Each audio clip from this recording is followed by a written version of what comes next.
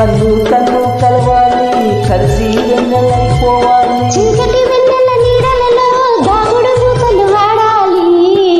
చుక్కల తోటలో ఎక్కడి